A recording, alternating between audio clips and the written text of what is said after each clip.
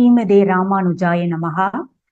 புனிதமான இந்த புரட்டாசி மாசத்துல நாம எல்லோரும் கூடி இருந்து ஸ்ரீ கிருஷ்ணனின் ஜனனத்தை லீலைகளை அனுபவிப்பதற்கான இந்த சத்சங்கத்தை ஏற்படுத்தி தந்திருக்கும் திருமதி ஜனனி சுந்தர் அவர்களுக்கு அடியேனது நன்றியையும் வணக்கத்தையும் முதற்கண் தெரிவித்துக் கொள்கிறேன்.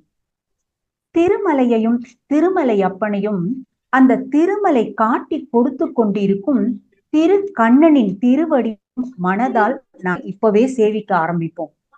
கண்ணனின் இரு திருவடிகளையும் காட்டி கொண்டு நிற்கிறது திருமலை என்று நமக்கெல்லாம் காட்டி கொடுக்கிறார் சுவாமி தேசிகன். திருமலையின் திருமணி அப்படின்னு கொண்டாடப்படும் சுவாமி தேசிகன் என்ன சொல்லியிருக்கார் அப்படின்னா, கண்ணன் அடி இணை நமக்கு எமக்கு காட்டும் வெறுப்பு அப்படிங்கிறார். வெறுப்பு அப்படின்னா மலை. எந்த மலை அப்படி கண்ணனோட இணை அடிகளை காட்டுறது அப்படின்னு சொல்றாருன்னா, சாக்ஷாத் அந்த திருமலை தான் கண்ணன் அடி இணை எமக்கு காட்டும் வெறுப்பு அப்படின்றார். அப்படிப்பட்ட அந்த வெறுப்பானது, அந்த திருமலையானது வேற என்னெல்லாம் நமக்கு பண்றது அப்படின்னா, கடு வினையர் இரு வினையும் கடியும் வெறுப்பு, சின்னம் இது வீடு என்ன திகழும் வெறுப்பு, தெளிந்த பெரும் தீர்த்தங்கள் செறிந்த வெறுப்பு, புண்ணியத்தின் புகழ் இதென புகழும் வெறுப்பு, பொன்னுலகில் போகமெல்லாம் புணர்க்கும் வெறுப்பு, விண்ணவரும் மன்னவரும் விரும்பும் வெறுப்பு, வேங்கட வெற்பென விளங்கும் வேத வெற்பே அப்படின்றார். அப்படிப்பட்ட அந்த வேத வெற்பாக இருக்கக்கூடிய அந்த வேங்கட வெற்பு, அந்த திருவேங்கட மலை அப்படின்றது நமக்கு முதல்ல காட்டி கொடுக்கறது எதை அப்படின்னு பார்த்தாக்க, இந்த கண்ணனின் இணை அடி இரண்டையும் தான் அவ்வளவு அழகா நமக்காக காட்டி கொடுக்கறதா. கண்ணன் அடி இணை எமக்கு காட்டும் வெறுப்பு, கடுவினையர் இருவினையும் கடியும் வெறுப்பு, தின்னம் இது வீடென்ன திகழும் வெறுப்பு, தெளிந்த பெரும் தீர்த்தங்கள் செறிந்த வெறுப்பு, புண்ணியத்தின் புகழ் இதென புகழும் வெறுப்பு, பொன்னுலகில் போகமெல்லாம் புணர்க்கும் வெறுப்பு, விண்ணவரும் மன்னவரும் விரும்பும் வெறுப்பு. அதாவது விண்ணவரும் அப்படின்னா அந்த வைகுண்டத்துல இருக்கக்கூடிய தேவர்களும், மன்னவரும்னா இந்த பூலோகத்துல இருக்கக்கூடிய நாமளும் எல்லாருமே சேர்ந்து விரும்பும் வெறுப்பு. அதாவது மலையாக இருக்கக்கூடிய அந்த திருமலையானது எப்படி இருக்கு அப்படின்னா, வேங்கட்ட வெற்பென விளங்கும் வேத வெற்பே அப்படின்றார் சுவாமி தேசிகன். அப்படி அந்த திருமலை வேத வெற்பாக இருக்கக்கூடிய திருமலை நமக்கு முதல்ல என்ன காட்டி கொடுக்கறது அப்படின்னா, கண்ணன் அடி இணை எமக்கு காட்டும் வெறுப்பு அப்படின்ற மாதிரி கண்ணனோட திருவடிய ரொம்ப அழகா நமக்கு காட்டி கொடுக்கக்கூடிய மலையாக இருக்கக்கூடியது அந்த திருமலை அப்படிங்கிறது சுவாமி நிகமாந்த மகா தேசிகனின் திருவாக்கு.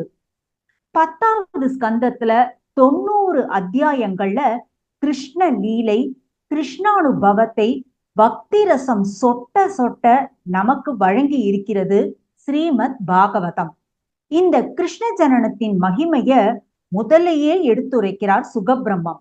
அதாவது நேத்தியே நம்ம சொன்னோம் இல்லையா, அதாவது இந்த பலஸ்ருதி அப்படின்னா இத படிக்கிறதுனால, இந்த கிருஷ்ண ஜனனத்தை படிக்கிறதுனால நமக்கு என்ன பலன் ஏற்படும் அப்படின்னு ஒவ்வொரு சாப்டருக்கும் பலஸ்ருதிகளை சொல்லுவா. இந்த கிருஷ்ண ஜனனத்தை கேட்கறதுனாலயோ இல்ல சொல்றதுனாலயோ நமக்கு என்ன வரும் அப்படின்னு சுகபிரம்மம் பலஸ்ருதி வழியாக என்ன சொல்லி இருக்கார் அப்படின்னா, வாசுதேவ கதா பிரஷ்னஹா புருஷாம் ஸ்ரீ புனாதிஹி வக்தாரம் பிருச்சகம் ஸ்ரோத்ரும் ஸ்தத் பாத சலிலம் யதா அப்படிங்கிற சுகபிரம்மம். இது என்ன அப்படின்னா, இதோ நீங்கள் அனைவரும் இப்பொழுது கேட்க போகும் இந்த கிருஷ்ண ஜனன கதை என்பது அனைவரையும் தூய்மையாக்க கூடியது அப்படின்னு ஆரம்பத்திலேயே சொல்லிடுறார் சுகபிரம்ம மகரிஷி.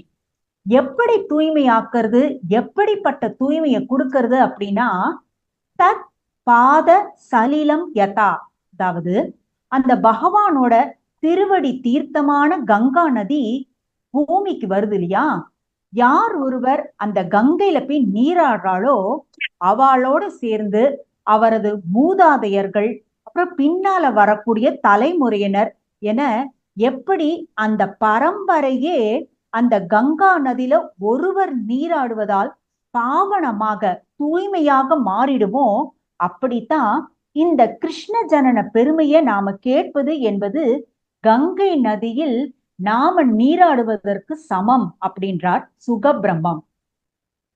துவாபர யுகத்தோட இறுதி பகுதி வந்த நேரம் அது. பூமிய அசுரர்களும் அரக்கர்களும் ஆண்டு கொண்டிருந்த வேளை. பூமாதேவி ரொம்ப மனசு கஷ்டப்பட்டாளாம். பிரம்மா கிட்ட போய் தன்னுடைய கஷ்டத்தை சொல்றா. என்ன அவளுக்கு அப்படி ஒரு கஷ்டம் வந்துருது அப்படின்னா, அவ பிரம்மா கிட்ட போய் சொல்லும் பொழுது சொல்றா, பிரம்மதேவனே, என்னுடைய பாரத்தை நீங்க தான் எப்படியாவது குறைக்கணும் அப்படின்னு ஒரு பசுமாட்டோட உருவத்தை எடுத்துட்டு போய் பூமாதேவி பிரம்மதேவர் கிட்ட சொல்றாளாம். என்னம்மா அப்படி குறை, என்ன அந்த மாதிரியான பாரம்னு பிரம்மதேவர் கேட்ட பொழுது பூமாதேவி சொன்னாலாம், நல்லவர்கள் எல்லாம் பூமியில் குறைந்து விட்டார்கள். இப்போ எப்படி இருக்கு காலம் அப்படின்னா, நல்லவர்கள்லாம் குறைஞ்சு போய் தீயவர்கள் தான் அதிகமாகிட்டா பூமியில. அதனால எப்படியாவது என்னுடைய பாரத்தை குறைங்கோ அப்படின்னு பூமாதேவி சொன்னதும் உடனே பிரம்மதேவர் பூமி தேவியோடு அப்புறம் இந்திரன் ருத்ராதி தேவர்களோடு திருப்பார்க்கடலை போய் நாராயணனை பார்த்து நாம இந்த கோரிக்கையை சொல்வோம் அப்படின்னு சொல்லிட்டு கிளம்பினாலாம்.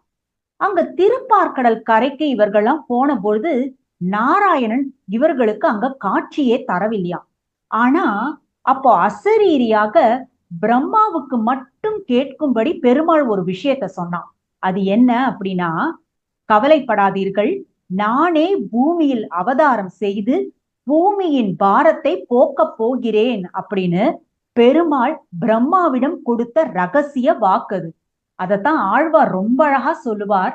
என்ன அப்படின்னா, மண்ணின் பாரம் நீக்குதற்கே வடமதுரை பிறந்தான் அப்படின்னு ஆழ்வாரே அருளி இருக்கிறார். அந்த மாதிரியான ஒரு வாக்கை பெருமாளே பிரம்மதேவரிடம் கொடுக்கிறார்.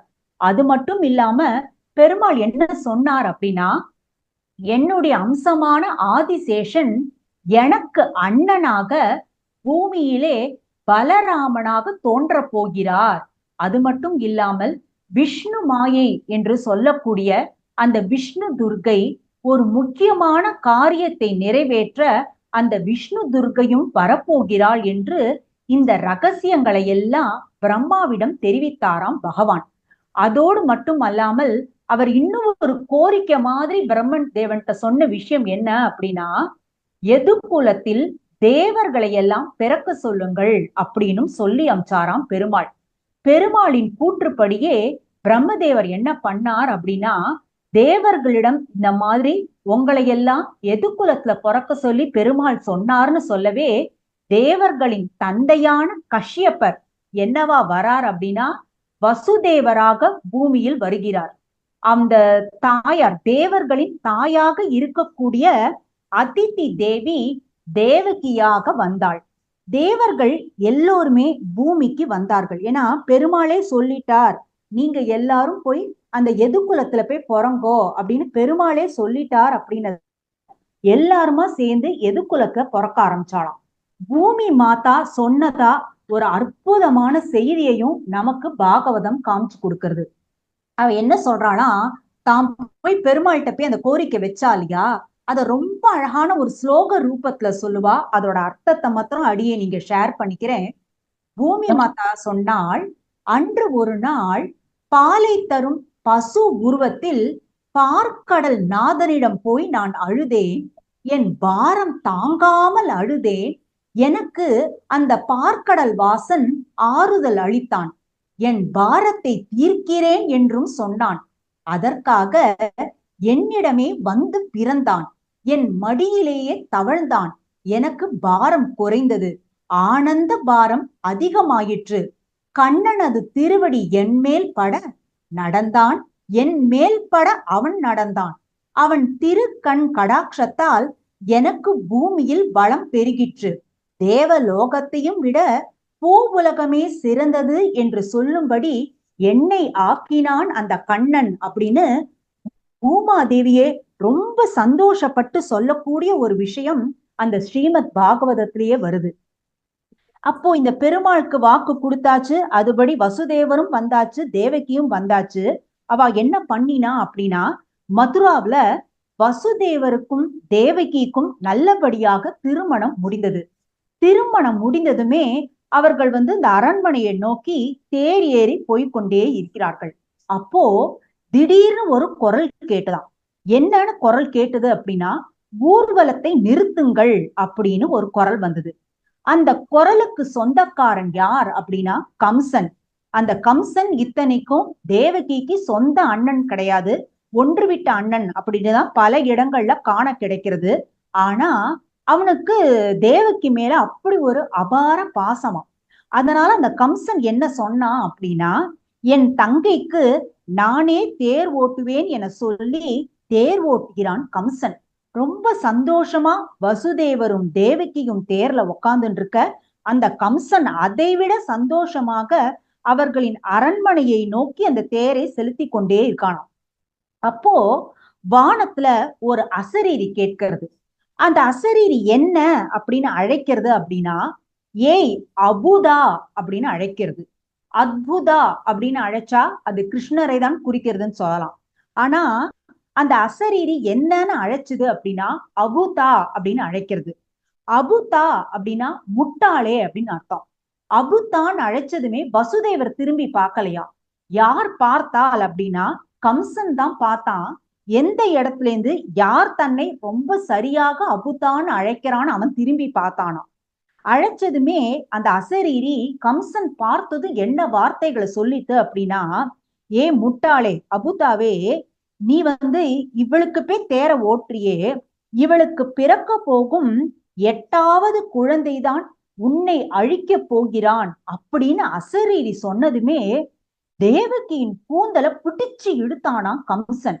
இழுத்த கையோட என்ன பண்ணினா அப்படின்னா, ஒரு கத்திய உருவி அவளை அப்பொழுதே கொல்கிறேன், இவளை இப்பொழுதே கொல்கிறேன் என வெட்ட போனானாம் கம்சன். அவனை வசுதேவர் தடுத்தார்.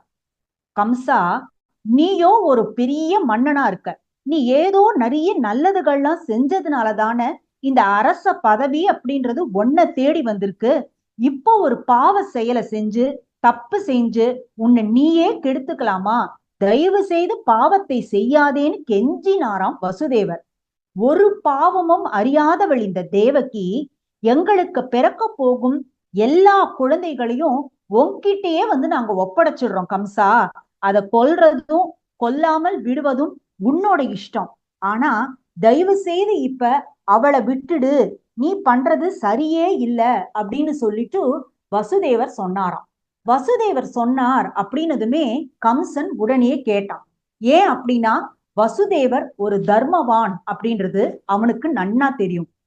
ஆண்டாள் எப்படி தன்னை விஷ்ணு சித்தன் மகள் பட்டர்பிரான் போதை என்று சொல்லிக்கொள்ள ஆசைப்படுகிறாளோ, அப்படி கண்ணனுக்கு எத்தனையோ பெயர்கள் திருநாமங்கள் இருந்தாலும் தன்னை வாசுதேவா அப்படின்னு கூப்பிட்டாதான் அந்த கண்ணன் ரொம்ப சந்தோஷப்படுவானாம். தம் அடியார்களை கைவிடாத அந்த அச்சுதன் அவன், அவனுக்கு தான் வசுதேவருடைய மகன் என்ற அடையாளத்தை கொடுக்கக்கூடிய அந்த வாசுதேவன் அப்படிங்கிற பெயரையே ரொம்ப சந்தோஷமாக தாங்கி நிற்கிறானாம் அந்த பெருமாள். வசுதேவரோட பெருமையை பற்றி பல விஷயங்கள் சொல்றதுண்டு பொதுவாவே. அதுல சில விஷயங்கள் என்னென்ன அப்படின்னா, எம்பெருமானே இவரை தந்தையாராக தேர்ந்தெடுத்து இவருக்கு மகனாக அவதாரம் செய்கிறான். அதன் மூலம் தான் வாசுதேவன், அதாவது வசுதேவருடைய குமாரன் என்று திருநாமம் பெற்று மகிழ்கிறான் அந்த பெருமாள். தேசிகன் ரொம்ப அழகா அந்த யாதவாபியுதய மகா காவியத்துல வசுதேவரை பற்றியும் தேவகி பத்தியும் சொல்லக்கூடிய ஒரு அருமையான ஒரு சின்ன செய்தி. அது என்ன அப்படின்னா, வசுதேவர் சந்திர வம்சத்தில் வந்தவர். அதாவது சந்திரன் அப்படின்னாலே நம்ம பொதுவா குளிர்ச்சியானது அப்படின்னு சொல்லுவோம். அது ஏன் அப்படின்னா, சந்திரன் என்பவன் பெருமாளுடைய மனசிலிருந்து தோன்றியவன் என்று வேதமே சொல்கிறது. அதனாலதான் பெருமாளோட மனசை போலவே சந்திரனும் எப்பொழுதுமே குளிர்ந்து இருக்கிறான் என்று தேசிகர் சாதிக்கிறார். பொதுவாகவே அந்த பிரகாசம் ஒளி அப்படின்றது இருந்ததுன்னா உஷ்ணமும் கூடவே இருக்கும் இல்லையா? ஆனா அதற்கு நேர்மாறா ஒளிமயமான சந்திரன் குளிர்மயமாகவே இருக்கிறான். அவனுக்கு ஒளி என்பது பெருமாளின் திருமேனியிலிருந்து வந்த ஒரு விஷயம். குளிர் என்பது பெருமாளின் திருவுள்ளத்திலிருந்து வந்த ஒரு விஷயம். அதனாலேயே பார்த்தோம் அப்படின்னா அந்த சந்திர வம்சத்தில் வந்த அத்தனை அரசர்களுமே எப்பொழுதுமே அந்த குளிர்ச்சியான மனதோடவும் அவளோட வாக்குலயும் அந்த குளுமை அப்படின்றத தாங்கியபடியே இருப்பாளாம். இது அந்த கம்சனுக்கும் நன்னாவே தெரியும். இந்த உத்தம வம்சத்தில் அவதாரம் செய்த பகவான் தனக்கு முன்பே என்ன பண்ணிட்டான் அப்படின்னா வசுதேவரை அந்த வம்சத்துல பிறக்க செய்தானாம். வசுதேவர் பிறக்கும் பொழுது ஆகாயத்துல ரொம்ப ஒரு அற்புதமான 2 மங்கள கோஷங்கள் முழங்கித்தான். அந்த கோஷங்களோட பேர் என்ன அப்படின்னா ஆனகம் அப்படின்ற ஒரு கோஷமும் துந்துபி அப்படிங்கிற ஒரு வகையான வாத்தியமும் வானத்துல தானாகவே ஒலிக்க ஆரம்பிச்சுதான். அதனாலேயே வசுதேவருக்கு ஆனக துந்துபி அப்படின்ற ஒரு பெயரும் உண்டு. அந்த மங்கள கோஷம் அப்படின்றது ஒலிக்கிறது அப்படின்னா ஏதோ ஒரு மங்களமான விஷயம் இவருக்கு நடக்க போறது அப்படின்றத அன்னைக்கே உலகத்தாருக்கு அதுவே உணர்த்தி போச்சு. இவர் மூலமா பகவான் விஷ்ணுவே அவதாரம் செய்ய போகிறான். அதற்காகவே இவரது பிறப்பு என்கிற பெருமை அது அப்போ யாருக்குமே அங்க புரிஞ்சிடல. ஆனா 2 வகை வாத்தியங்கள் ஒலித்ததால 2 வகை மங்களங்கள் நடக்கும் என்று நிறைய பேர் அப்பவே கணிச்சாலாம். அதன்படியே பார்த்தாக்க அவருடைய 2 பத்னிகள் மூலமாக பலராமனும் கண்ணன் என 2 அவதாரங்கள் வரப்போவதை அந்த மங்கள வாத்தியங்கள் அன்று உணர்த்தின. வசுதேவர் அரச குலத்திலேயே அவதாரம் செய்திருந்தாலும் அரச வாழ்க்கை என்பதை அடியோடு வெறுத்தவர். அரச பதவி எதையும் எதிர்பார்க்காமல் வாழ்ந்து வந்தார். கிடைத்ததை வைத்து மிகவும் திருப்தியுடன் எளிமையாக வாழக்கூடியவராம் அந்த வசுதேவர். எதிலும் பற்று இல்லாமல் மகா சாதுவாக மகா ஞானியாக பக்தியே நிறைந்த மகா பாகவதராக அவர் வாழ்ந்ததால் மட்டுமே வசுதேவரை தனக்கு தந்தையாக தேர்ந்தெடுத்தான் அந்த பெருமாள். எப்பொழுதுமே பெருமாளுக்கு தன்னை பற்றிய பெருமையை அதிகமா சொல்றதோடைய தன்னுடைய பெற்றோர்களை பற்றி அதிகம் பெருமை பேசுவதை கேட்பதிலும் தன்னுடைய அடியார்களின் பெருமையை பற்றி அதிகம் பேசுவதிலும் நிச்சயம் ஆனந்தம் ஏற்படும். இன்னைக்கு நாம கிருஷ்ண ஜனனத்தை கேட்டு இருக்கோம் அப்படின்னா நம்ம எல்லா ராத்திரியும் அந்த லேப்டாப் வழியாகவோ அல்லது செல்போன் வழியாகவோ நம்மளோட கூட சேர்ந்து அந்த கண்ணனும் இந்த கதைய இந்த ஸ்ரீமத் பாகவதத்தை ரசிச்சுட்டு தான் இருப்பான். தன்னுடைய அப்பாவான அந்த வசுதேவரை பத்தி நாம சொல்ல சொல்ல சொல்ல எங்கேயோ கண்ணன் உக்காந்துட்டு இருந்தா கூட யாராத்துலயோ இந்த வசுதேவரை பத்தி சொல்றாளே, எங்கேயோ இவாள்லாம் இந்த வசுதேவரை பத்தி கேட்கிறாளே அப்படின்றதுக்காகவே ஒவ்வொருத்தர் ஆத்துலயும் அந்த கண்ணன் வரணும் அப்படிங்கிறதுக்காகவே வசுதேவரை பத்தி அடியேன் இன்னும் கொஞ்சம் கூடுதலா சொன்னேன். அவ்வளவுதான். எம்பெருமானுடைய தசாவதாரங்களே நம்ம எடுத்துட்டோம் அப்படின்னா 2 அவதாரங்களை தான் பூர்ணாவதாரங்கள் அப்படின்னு பொதுவாவே குறிப்பிடுவா. அது எது எது அப்படின்னா ராமாவதாரத்தை சொல்லுவா, அதே மாதிரி கிருஷ்ணாவதாரத்தையும் சொல்லுவா. பகவான் ராமாவதாரத்தில் தனக்கு ஒரே ஒரு தாய் தந்தையரை தேர்ந்தெடுத்தான். ஒரு தாய் ஒரு தந்தையரை தான் தேர்ந்தெடுத்தான். ஆனா கிருஷ்ணாவதாரத்துல பெருமாள் என்ன பண்ணார் அப்படின்னா தனக்காக 2 தாய் தந்தையருக்கு மகனாக பிறந்தான். அது ஒரு தந்தையாக இந்த வசுதேவரை தேர்ந்தெடுத்தான். ஆனாலும் 2 தாய் தந்தையரிடம் மகனாக வளர்ந்தான் அவன். அவர்களில் வசுதேவர் தேவகி தம்பதியினருக்கு அவதார ரகசியத்தை காண்பித்தானாம் பெருமாள். இதே நந்தகோபர் யசோதைக்கு என்ன காமிச்சான் பெருமாள் அப்படின்னா அந்த லீலா ரசத்தையே கொடுத்தானாம். இந்த வசுதேவ சுதம் தேவம் கம்ச சாணூர மர்தனம் தேவகி பரமானந்தம் கிருஷ்ணம் வந்தே ஜகத்குருங்கிற ஸ்லோகத்தை நாம நிறைய பேர் நிறைய சமயம் சொல்லியிருப்போம். அதுல என்ன சொல்ல வரா அப்படின்னா வசுதேவருடைய மகனான கண்ணன் கம்ச சாணூரர்களை அழித்தவன், தேவகிக்கு பரமானந்தத்தை கொடுத்தவன், கீதோபதேசம் செய்த ஜகத்குருவான கிருஷ்ணனை வணங்குகிறேன் என்று ஸ்லோகத்தின் மூலமாக அந்த வாசுதேவனே எல்லாவற்றிற்கும் காரணபூதன் என்பதை ரொம்ப அழகா அந்த ஸ்லோகத்தின் வழியா நமக்கு காமிச்சு கொடுக்கிறா. அப்படி பெருமாள் தன்னை வாசுதேவா வாசுதேவா அப்படின்னு கூப்பிட்டா ஏன் சந்தோஷப்படுறான், எதற்காக வசுதேவரை தந்தையாக தேர்ந்தெடுத்தான்னு பார்த்தோம். வசுதேவர் அவ்வளவு பெரிய தர்மவான் அப்படிங்கறதுனாலேயே அவர் சொன்ன உடனேயே கம்சன் என்ன பண்ணினான் அப்படின்னா அவருடைய பேச்சுக்கு கட்டுப்பட்டு, சரி இப்போ நான் தேவகியை விட்டுடுறேன் அப்படின்ட்டு சொன்னதை உடனே அந்த ஊர்வலம் அப்படின்றது தொடர்ந்து அந்த அரண்மனையில் கொண்டு அது பார்க்க போச்சு. கம்சனே தேரோட்டி கொண்டு அந்த அரண்மனையில் கொண்டு அவர்களையும் விட்டான். கரெக்டா ஒரே ஒரு வருடத்துல அவர்களுக்கு முதல் குழந்தை பிறந்தது. தர்மவானான அந்த வசுதேவர் என்ன பண்ணினார் அப்படின்னா பிறந்த முதல் குழந்தைக்கு சாஸ்திரம் படி அந்த ஜாத கர்மா அதெல்லாம் பண்ணிட்டு நேரா அந்த குழந்தைய கம்சன் கிட்ட கொண்டு போய் காமிச்சாராம் வசுதேவர். கம்சா, இதுதான் முதல் குழந்தை, இந்த குழந்தைய நீ என்னவனா பண்ணிக்கோ அப்படின்னு அவர் காமிச்சதுமே கம்சன் என்ன பண்ணினா அந்த பிஞ்சு குழந்தையோட முகத்தை பார்த்ததுமே, இந்த குழந்தைய நீங்க கொண்டு போயிடுங்கோ, 8வது குழந்தையால மட்டும்தானே எனக்கு ஆபத்துன்னு அசரீரி தெரிவிச்சது, இதுவோ முதல் குழந்தை தானே, நீங்க 8வது குழந்தை என்கிட்ட கொண்டு வந்து காமிங்கோ அப்படின்னு அந்த கம்சன் சொன்னானாம். சரின்னு சொல்லிட்டு அந்த குழந்தையை தூக்கிட்டு வசுதேவர் வெளியில வந்தபோது எதிரே நாரத மகரிஷி வரார். நாரத மகரிஷிய பார்த்து இவர் வணக்கம் சொல்லிட்டு நமஸ்காரம் பண்ணிட்டு இவர் பாட்டு கிளம்பிட்டாராம்.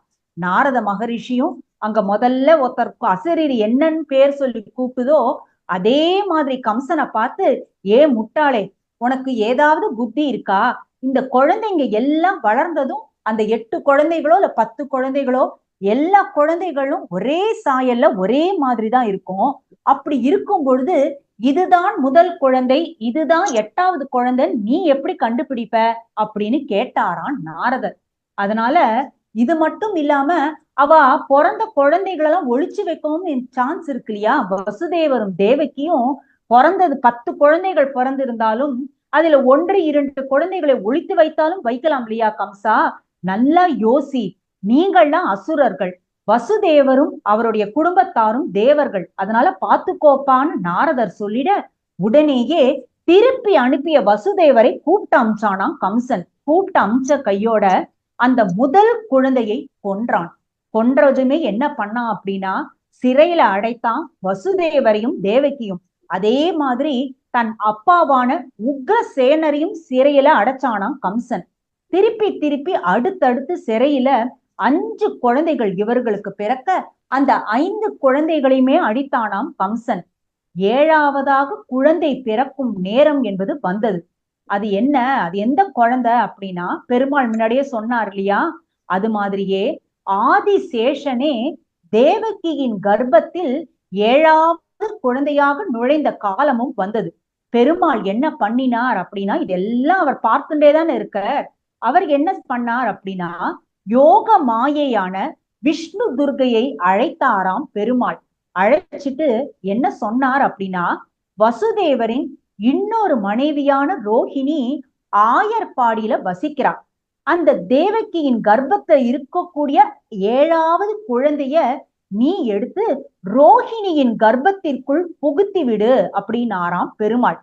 அப்புறம் என்ன சொன்னார்னா 8வது குழந்தையாக நானே பிறப்பேன், நீ அப்போது ஆயர்பாடியில் நந்தகோபன் யசோதைக்கு மகளாக பிறக்க வேண்டும். அப்படி நீ இந்த உதவிய பண்ணிட்ட, இந்த காரியத்தை நீ நல்லபடியா பண்ணிட்ட அப்படின்னா இந்த உலகமே உன்னை வேற வேற பேர்ல அழைச்சு கொண்டாடும்னு சொன்னார் பெருமாள். இன்னும் 3 நாட்கள்ல நாம எல்லாருமே நவராத்திரி நாயகிகளை கொண்டாட இருக்கோம் இல்லையா. அந்த நவராத்திரி நாயகிகள்லாம் யாரு அப்படின்னா அந்த விஷ்ணு துர்கையோட அம்சம் தான். ஏன்னா பெருமாள் அன்னைக்கு சொல்லியிருக்கார், நீ இந்த வேலையை பண்ணிட்ட அப்படின்னாலே வேற வேற பேர்ல உன உலகமே கொண்டாடும்னு. அதற்கு ஒரு அற்புதமான பாகவத ஸ்லோகமே இருக்கு. அது என்னன்னாக்க நாமதேயானி குர்வந்தி ஸ்தானானிச்ச நர புவி துர்கேதி பத்ரகாளீதி விஜயா வைஷ்ணவிதி ச குமுதா சண்டிகா கிருஷ்ணா மாதவி கன்யகேதி ச மாயா நாராயணீஷானி சாரதேதி அம்பிகேதி ச அப்படின்னு நாம இன்னைக்கு பத்ரகாளி, குமுதா, சண்டிகா, அம்பிகா அப்படின்னு எல்லாம் தானே அன்னைக்கு வந்த அந்த விஷ்ணு துர்கைய வேற வேற பேரை சொல்லி கொண்டாடிட்டு இருக்கோம். அந்த பெருமாள் சொன்ன மாதிரியே என்ன ஆச்சு அப்படின்னாக்க, யோக மாயை கர்ப்பத்தை மாற்றினாள். தேவகி இடம் இருந்து ரோஹிணிக்கு மாற்றினாள். சங்கர்ஷணன் என்ற பெயர் பெற்ற பலராமன் ரோஹிணிக்கு பிறந்தார். கம்சன் 7வது குழந்தை எங்க அப்படின்னு கேட்க, கருசிதைவு ஆயிடுத்து அப்படின்னு ரொம்ப சோகமான முகத்தோட சொல்லி அமிச்சாளாம் தேவகி. மீண்டும் கருவுற்றாள் தேவகி. கத்திய சுத்தி கொண்டே வந்த கம்சன் அவள் முகத்தை பார்க்க பரம தேஜஸ் அவள் முகத்துல தெரிஞ்சுதான். ஓ, இந்த பரம தேஜஸுக்கு காரணம் என்ன? இதுதான் 8வது குழந்தை போல் இருக்கு அப்படின்னு அவளுடைய முகமே அந்த 8வது குழந்தைக்கான அறிமுகமா மாறி போச்சான். அந்த முகத்தை பார்த்தே புரிஞ்சுட்டான் கம்சன், 8வது குழந்தைதான் வரப்போறது அப்படின்னு. அவளை இப்பவே கொல்லணும்னு கத்திய ஓங்கிய பொழுது அவன் மனசாட்சி அவனை தடுத்துதான். அதனால என்ன பண்ணினா அப்படின்னா, இப்பவே கொல்ல வேண்டாம், அந்த குழந்தைங்கிறது முதல்ல வெளியில வரட்டும், அந்த குழந்தை பிறந்த அடுத்த நொடியே நமக்கு அந்த செய்தி தெரியப்படுத்தணும்னு யாரையும் நம்பாம, தேவகி வசுதேவரையே நம்பாம என்ன பண்ணினா அப்படின்னா, அந்த சிறைசாலையை சுத்தி அதிக அளவுல காவலாளிகளை கூப்பிட்டு பாதுகாப்பா அதிகப்படுத்தினானாம் கம்சன். 8வது குழந்தை எப்போ பிறக்கும்னு அந்த 8வது குழந்தையை பற்றி மட்டுமே நினைச்சுட்டே இருந்தானாம் கம்சன். கரெக்டா 8வது மாதத்தில் குழந்தை பிறக்க போகும் நேரம் வந்ததை தானாகவே உணர்ந்தாள் தேவகி. நல்ல ஆவணி மாதம், ரோஹிணி நட்சத்திரம், தேய்பிரை அஷ்டமி திதி, நள்ளிரவு நேரம். என்ன ஆச்சு அந்த நள்ளிரவு நேரத்துல, அந்த கும் இருட்டுல அப்படின்னு பார்த்தா திசைதோறும் ஒரு ஒளி வந்தது. சுகமான இதமான காற்று வீசியது. அப்சரஸ் பெண்கள் நாட்டியம் ஆடினர். கிங்கரர் கந்தர்வர் கானம் இசைக்க வேத ஒலி தானாகவே எங்கிருந்தோ ஒலிக்க ஆரம்பித்ததாம். தேவகியின் கர்ப்பத்திலிருந்து வெளியே வந்தான் கண்ணன். 5 கிரகங்கள் உச்சியில் இருக்கும் பொழுது கண்ணன் திரு அவதாரம் செய்தான். வசுதேவரும் தேவகியும் பார்த்து கொண்டிருக்கும் போதே அற்புத குழந்தை தெரிந்தது. அததான் அற்புதம் பாலகம் அப்படின்ற ஒரு அற்புதமான வார்த்தைய பிரயோகம் பண்றாரு இந்த ஸ்ரீமத் பாகவதத்துல. அதோட கண்கள் எப்படி இருந்தது அப்படின்னா, அம்புஜேக்ஷணம், தாமரை கண்கள் கொண்டிருந்தானாம் பகவான். பொதுவாவே சொல்லுவா, பகவான் எந்த அவதாரம் எடுத்தாலும் அவன் பகவான் தான் அப்படின்றத எது காட்டி கொடுக்கும் அப்படின்னா, அந்த அம்புஜேக்ஷணமாக இருக்கக்கூடிய, அம்புஜேக்ஷணம் அப்படின்னா தாமரை கண்கள், அந்த தாமரை கண்களே தான் வந்திருப்பது நாராயணன் தான் அப்படின்றதே காமிச்சு கொடுக்குமா. பெருமாள் மத்ஸ்ய அவதாரம் எடுத்து மீன் வடிவம் கொண்டு வந்த போது மத்ஸ்யஹா கமல லோச்சனஹா என்று தாமரை கண்கள் கொண்டேதான் தோன்றினானாம் பகவான். இதே வராக அவதாரம் எடுத்தான் அப்படின்னா அங்க மகா வராகா ஸ்புட பத்மலோச்சனஹா என்று அங்கேயும் பத்மலோச்சனாகவே, பத்மலோச்சனா மறுபடியும் தாமரை கண்கள் கொண்டவனாகவே வந்தான் பகவான்.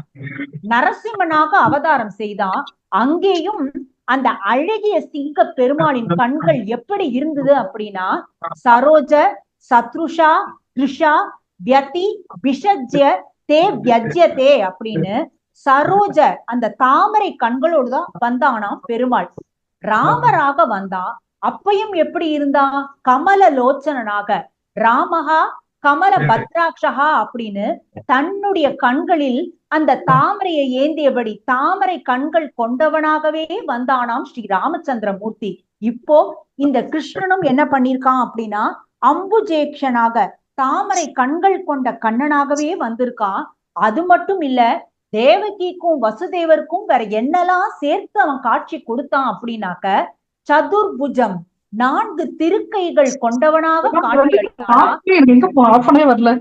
அது மட்டும் இல்லாம மேல் வலக்கையில் சக்கரம், மேல் இடக்கையில் சங்கு, கீழ் வலக்கையில் தாமரை, கீழ் இடக்கையில் கதையை கொண்டு திருமார்பில் ஸ்ரீவத்சம் என்கிற மரு, அந்த மருவில் மகாலட்சுமி, கழுத்தில் ஒளி வீசும் கௌஸ்துப மணியோடு, அத கலசோபி கௌஸ்துபம் அப்படின்பார், இடுப்புல மஞ்சள் பட்டாடையான பீத்தாம்பரத்தையும் அணிந்து கொண்டு கார்மேனி போன்ற வண்ணம் கொண்ட திருமேனியோடு வைடூரியம் பதித்த கிரீடம், காதில் மீன் வடிவிலான மகர குண்டலங்கள், அந்த ஒளி, அந்த குண்டலங்கள்லேருந்து அந்த ஒளி வீசுறது இல்லையா, அந்த ஒளி என்ன பண்றது அப்படின்னாக்க அந்த குழந்தையோட குழல் கற்றை, அதாவது அந்த கேசம் மேல பட்டு அந்த குழலும் அந்த கேசமும் சேர்ந்து ஒளி வீசறதாம். அப்படி தகதக தகதகன்னு அவ்வளவு ஜொலி ஜொலிப்பா பிறந்தானாம் அந்த கண்ணன்.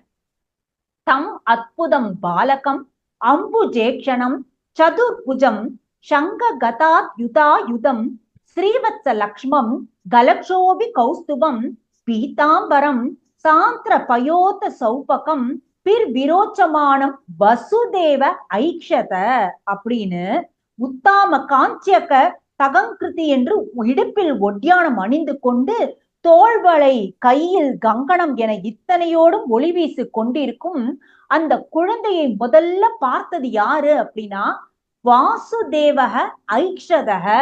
வசுதேவர் தான் முதல்ல ஐக்ஷத அப்படின்னா இந்த பரீட்சித் கதையிலேயே பார்க்கிறது. வசுதேவர் தான் முதல்ல அந்த குழந்தைய பார்த்தாராம்.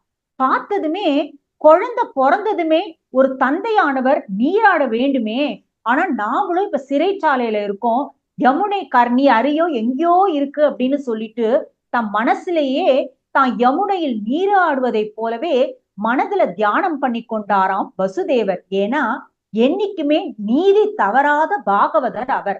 அது மட்டும் இல்லாம குழந்தை பிறந்திருக்கு அப்படின்னா 10,000 பசுமாடுகளை தானம் பண்ணணுமே அப்படின்றதுக்காகவே என்ன பண்ணினார் அப்படின்னா 10,000 பசுமாடுகளை தானம் செய்வதாகவும் மனத்தில் நினைத்து கொண்டாராம் வசுதேவர். கம்சனால இந்த குழந்தைக்கு எந்த ஆபத்தும் வந்துடக்கூடாதேன்னு பயந்து நடுங்கினாளாம் தேவகி. என்ன பண்ணினாலாம், உன்னை எல்லாரும் அபயம் அவளுக்கு தெரிஞ்சு போயிடுது நாராயணன் தான் அப்படின்ட்டு. அதனால அந்த நாராயணன் கிட்டே வேண்டிக்கிறா தேவகி. என்ன அப்படின்னா, உன்னை எல்லாரும் அபயம் அளிப்பவன், பயத்தை நீக்குபவன் அப்படிலாம் சொல்றா. ஆனா உன்னோட அழக பார்த்தா எனக்கு ரொம்ப பயமா இருக்குடா. நீ 4 கைகளோடையும் தாமர கண்களோடையும் நீதான் நாராயணன்னு இந்த உலகத்துக்கே காட்டிட்டு வரா மாதிரி பிறந்திருக்கேடா குழந்தை. கம்சன் என்னன்னு துடிச்சுன்னு இருக்கான் தெரியுமா? 8வது குழந்தையா ஒருவேளை அந்த நாராயணனாக இருப்பானோன்னு அவன் ரொம்ப நாளா யூகிச்சுட்டு இருக்கான்டா. அப்படி இருக்கும் பொழுது நானே நாராயணன்னு அவனுக்கு காட்டி கொடுக்கிற மாதிரி காட்சி கொடுத்து கொண்டிருக்கியப்பா, நீ தயவு செய்து சாதாரண குழந்தையாக மாற வேண்டும் என அந்த குழந்தையிடமே, திருமால் வந்திருக்கார் இல்லையா குழந்தையாக, அந்த கிருஷ்ணனிடமே கெஞ்சினாளாம். தன்னுடைய முதல் பிரார்த்தனையை வைத்தாளாம் அந்த தேவகி. உடனே கிருஷ்ணன் என்ன பண்ணாலாம், அம்மா சொல்லிட்டார் இல்லையா, அதனாலேயே சாதாரண குழந்தையா மாறினானாம். தன்னுடைய மற்ற அந்த சதுர்புஜங்களை மறைத்து கொண்டு 2 கைகளோடு மட்டுமே திகழ்ந்தானாம். எது வரை அப்படின்னா கம்ச வதம் முடிகிற வரைக்கும் சாதாரண குழந்தையாக மட்டுமே தான் அவன் இருந்தானாம். அப்படி ஆனப்புறம் தன்னுடைய அப்பாவை பார்த்து அந்த குழந்தை முதல்ல ஒரு வார்த்தை சொல்றது. என்ன சொல்றது அப்படின்னா, என்ன கோகுலத்தில் கொண்டு விட்டுவிடு அப்படின்றது அந்த குழந்தை அப்பா கிட்ட. சரி, பெருமாளே வந்திருக்கார் குழந்தையா அப்படின்றது தேவகிக்கும் வசுதேவருக்கும் தெரிஞ்சு போச்சு. சரி, ஆயர்பாடியில நாம போவோம் அப்படின்னு ஆயர்பாடிக்கு கொண்டு போய் இந்த குழந்தைய விட்டுடுவோம் அப்படின்னு வசுதேவர் நினைச்சுட்டு இருக்கார். அங்க ஆயர்பாடியில அந்த யோக மாயை இருக்கிறா இல்லையா, அன்னைக்கு முதலே அவர் சொன்னாரே அந்த விஷ்ணு துர்க்கை, அவ அங்க பிறப்பெடுத்திருக்கிறாள். அவ என்ன பண்ணிருக்கா, அவ யோக மாயை அப்படிங்கிறதுனாலயே தன்னுடைய மாயா சக்தியினால அத்தனை பேரையும் அவ தூங்க வச்சுட்டாளாம் அந்த ஆயர்பாடியில. யசோதை, நந்தகோபர்னு எல்லாரும் அங்க தூக்கி தூங்கறதுக்கு பண்ணிட்டாவ. அப்படி இருக்கும் பொழுது கிருஷ்ணன் என்ன சொல்றான் வசுதேவர் கிட்ட, அங்க இருக்கக்கூடிய அந்த பெண் குழந்தையை இங்க கூட்டிட்டு வாப்பா, என்ன நீங்க கையில எடுத்துக்கோ, எடுத்துட்டு போய் என்ன நீ அங்க கொண்டு போய் விட்டுடுன்னு கிருஷ்ணர் சொல்றானாம். இவாளுடைய 2 பேர் கையிலும் இருக்கக்கூடிய அந்த சங்கிலி என்பது தானாகவே அருந்து விழ, சிறை கதவுகளும் தானாகவே திறந்து கொள்ள, காவலர்கள் அனைவருமே அந்த மாயையினால தூங்கி கொண்டிருக்க, கூடையில் வைத்து குட்டி கண்ணனை அழைத்து கொண்டு அவன் சொல்படியே கோகுலத்திற்கு மெல்ல செல்ல ஆரம்பிச்சாராம் வசுதேவர். அப்போ கொற்ற மழையாம். கைங்கரியத்திற்குனே பேர் போனவர் இல்லையா ஆதிசேஷன், பெருமாளுக்கு எப்படியெல்லாம் கைங்கரியம் பண்ணலாம், நமக்கு கைங்கரியம் பண்ணக்கூடிய ஒரு பேரு கிடைக்காதான்னு ஏங்கி கொண்டிருக்கும் அந்த ஆதிசேஷனாக இருக்கக்கூடியவனே, ஆஹா மழை பெய்யுது, நாம கொடையா ஓடி போயிடுவோம்ட்டு கொடி நடையா ஓடி வந்து அந்த கூடைக்கு கொடையாக நின்றானாம் ஆதிசேஷன். பெருமாள் நடக்கிறார் அப்படின்னா அவரை சுத்தி வேத ஒலி வரணும் இல்லையா? அந்த வேத பாராயணம் ஒலிக்க வேண்டுமே என்பதற்காக கருடன் என்ன பண்ணானா, அந்த அவனே ஒரு வேத ஸ்வரூபி என்பதால் வேத பாராயணத்தை ஓதிக்கொண்டே வந்தானாம் கருட பகவான். அது நல்ல மழை. ஆதிசேஷனின் தலையில் உள்ள அந்த ரத்ன கற்கள், ஆதிசேஷன் மாத்திரம் கைங்கரியம் பண்ணா போதுமா? ரத்ன கற்களாக இருக்கக்கூடிய நாங்கள் கைங்கரியம் பண்ண வேண்டாமா அப்படின்னு அந்த ரத்ன கற்கள் என்ன பண்ணித்து அப்படின்னா, தங்கள் கிட்ட இருக்கக்கூடிய அந்த ஒளி அப்படியே கக்கித்தான். அந்த ஒளி கக்கிறதுனாலேயே வசுதேவருக்கு எப்படி போகணும், எங்க போகணும்ன்ற வழி தானா தெரிஞ்சுதான். திக் தேவதைகளும் சேர்ந்து அவருக்கு வழி காட்டினார்களாம். கரெக்டா யமுனையில வெள்ளம் புரண்டு அடித்து ஓடிக்கொண்டு வந்ததாம். அந்த யமுனை என்ன நினைச்சானா, ஆஹா அங்க நாராயணர் வரர், கிருஷ்ண பெருமாள் வரர், அவருடைய திருவடியில நாம இப்பவே சரணாகதி பண்ணிடுவோம். அவர் பெருவியானவன் ஆனப்புறம் நம்ம பக்கம் வருவாரோ மாட்டாரோ தெரியலன்னு சொல்லிட்டு இந்த யமுனை ஆனவள் என்ன பண்ணானா, எவ்வளவு வெள்ளம் வந்தாலும் தானே எழும்பி எழும்பி எழும்பி எழும்பி அந்த கூட கிட்ட வந்து அந்த பெருமாளுடைய திருவடிய வந்து தொட்டு வணங்கிட்டு டக்குன்னு வத்தி போய் நின்றாளாம் அந்த யமுனை. வற்றி போய் தானாகவே வழிவிட்டு கொடுத்தாளாம் யமுனை. நந்தகோப்பனுடைய இல்லத்திற்கு வந்தார் வசுதேவர். அங்கிருந்த பெண் குழந்தையை எடுத்துட்டு கண்ணனை அங்கேயே விட்டு விட்டு வந்தார் வசுதேவர். திரும்பி கூட பார்க்கல. கண்ணனை விட்டுட்டோமேன்னு அவர் மனசெல்லாம் கலங்கல. ஏன்னா அப்படிப்பட்ட மிக சிறந்த பாகவதோத்தமராக வசுதேவர் இருந்தார். அப்புறம் என்ன பண்ணினார் அப்படின்னா, அந்த பெண் குழந்தையை அதே கூடையில் வைத்துக் கொண்டு யமுனை நோக்கி வருகிறார். யமுனை மீண்டும் வழிவிட்டது. சிறைச்சாலை தானாக திறந்து தானாக பூட்டப்பட்டது.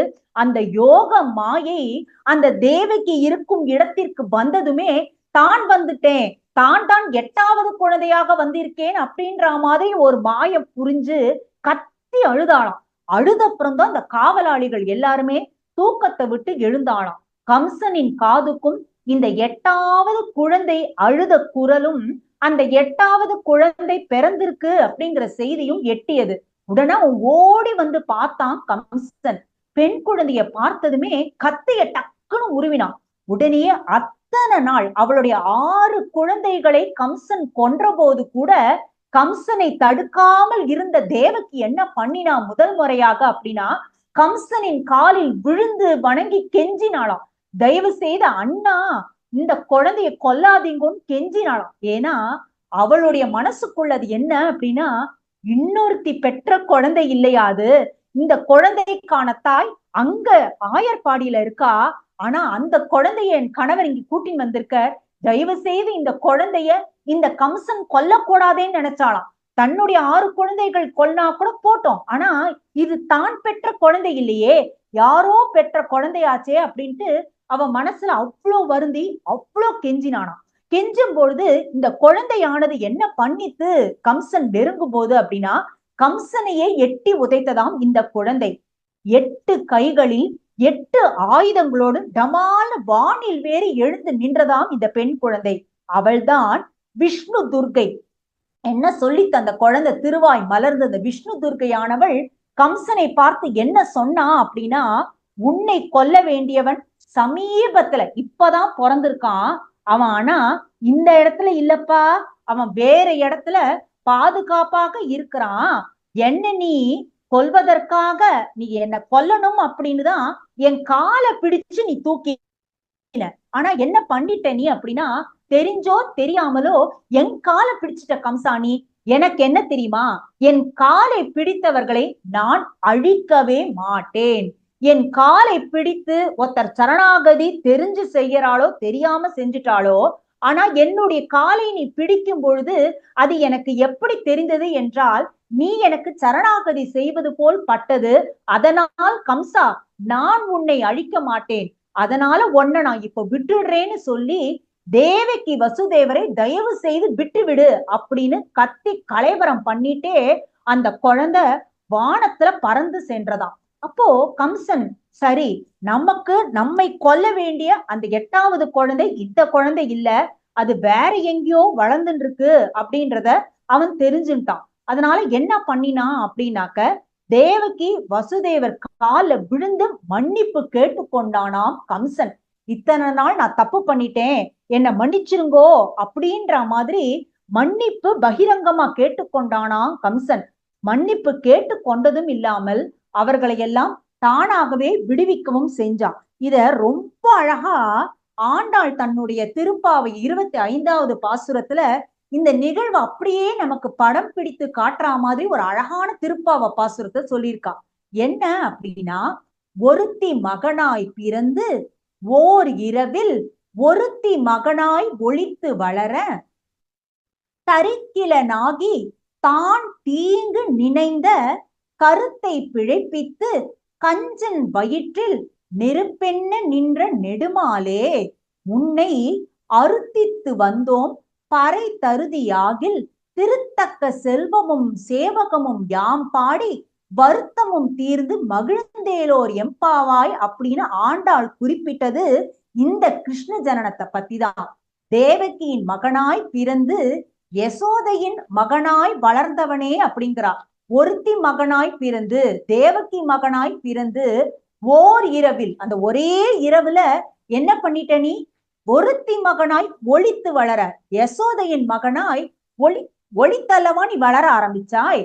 உன்னை கெடுக்க நினைந்த அந்த கம்சனின் வயிற்றில் நெருப்பென நின்ற பெருமானே, உன்னிடம் நாங்கள் யாசிக்கிறோம். என்னன்னு யாசிக்கிறோம் தெரியுமா? நாங்கள் கேட்கும் பரிசினை நீ தந்துவிட்டால் உன் துணைவியாகிய அந்த மகாலட்சுமிக்கு ஒப்பாக உள்ள உன் அருட்செல்வம் பற்றி நாங்கள் பாடுவோம். உன் வீரம் போற்றுவோம், உன் வீரத்தை போற்றுவோம், வருத்தம் தீர்ந்து மனம் மகிழ்ந்து ஆடுகிறோம் அப்படிங்கிறா ஆண்டாள். ஆண்டாள் முதல்ல இருந்தே கேட்டுண்டே இருந்த அந்த செல்வம், அது பரிசு என்ன அப்படின்னா, அது நிச்சயமா அந்த கைங்கரிய செல்வம் தான். இப்போ இந்த கம்சனுக்கு தெரிஞ்சு போச்சு எங்கேயோ அந்த 8வது குழந்தை வளர்றதுன்னு. அதனால என்ன பண்ணினா அப்படின்னா, தன்னுடைய மந்திரிகள் எல்லாரையும் கூப்பிட்டு ஆலோசனை நடத்தினானாம் கம்சன்.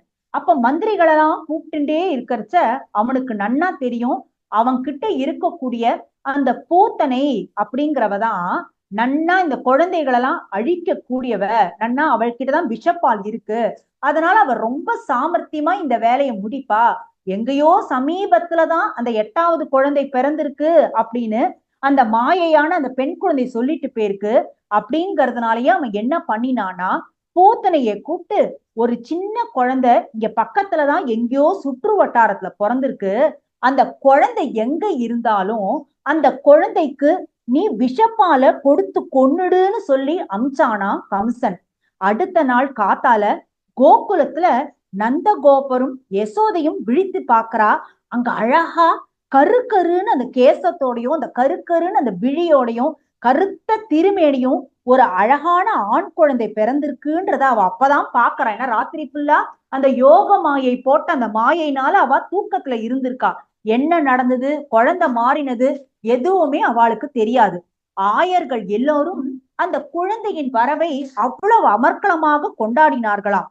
சந்தோஷமாக ஆடி பாடி அவர்கள் எல்லாம் இருந்துட்டே இருக்கும்போது நந்தகோபர் என்ன பண்ணார் அப்படின்னா, ஒரு 2 லட்சம் பசுக்களை தானம் செஞ்சாராம். இந்த குழந்தை பிறந்திருக்குங்கிறதுனாலயே 2 லட்சம் பசுக்களை தானம் பண்ணார். 7 மலைகள் தங்கம் ரத்னம் அன்னதானம் என அவ்வளவு தானம் பண்ணி பண்ணி பண்ணி சந்தோஷப்பட்டாராம் அந்த நந்தகோபர். யசோதையும் சேர்ந்து கொண்டாடினாலாம் கண்ணனை. கோகுலமே கொண்டாடுது.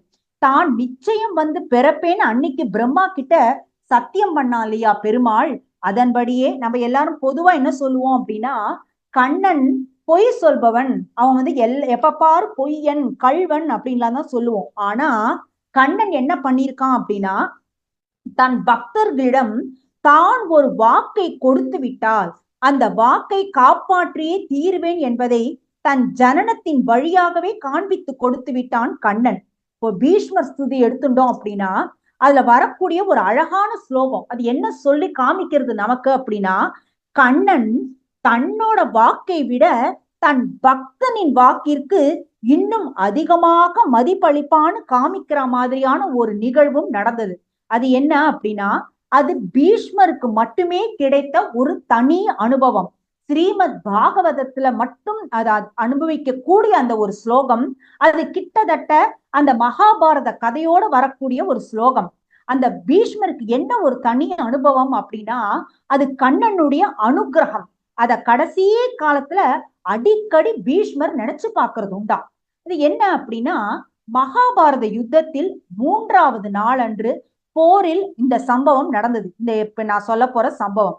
பீஷ்மர் ஒரு மிக பயங்கரமான யுத்தம் செய்கிறார். முதல் நாள் யுத்தத்துல பார்த்தோம் அப்படின்னா கௌரவர்கள் ஜெயிச்சிட்டா. அடுத்த நாள் பாண்டவர்கள் ஜெயிச்சா. அதுவும் இந்த 2வது நாள் போர்ல பார்த்தோம்னா அர்ஜுனன் ரொம்ப உக்கிரமா போர் பண்ணி அவன் ஜெயிச்சுட்டானான். உடனே துரியோதனனுக்கு ரொம்ப பயம் வந்துருது.